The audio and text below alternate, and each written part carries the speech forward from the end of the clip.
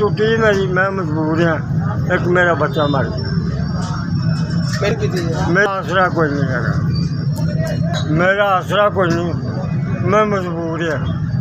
मेरा बच्चा फौत होगा, मेरा उस तो आसरा। हाँ, दवाई तो परेशान है,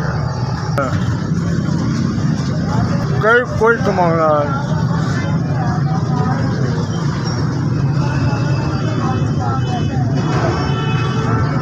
मेरी मदद करो, मैं आके दवाई करा दवा जाऊँगा, मैं मदद करो,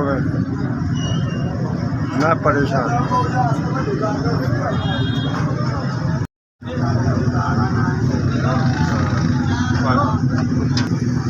5,000 10 20 मदद होई उन्होंने।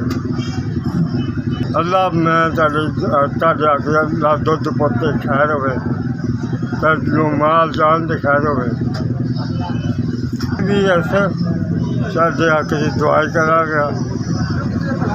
खुश रखे अल्लाह, मान दे अल्लाह, खुश रखे अल्लाह, तंदुरुस्ती दे अल्लाह, ताड़ी मदद करती जाओ हर गरीब गुरबे से साडा दे अल्लाह तुहानू दिंदा रहे, तुसीं मदद करते रहो।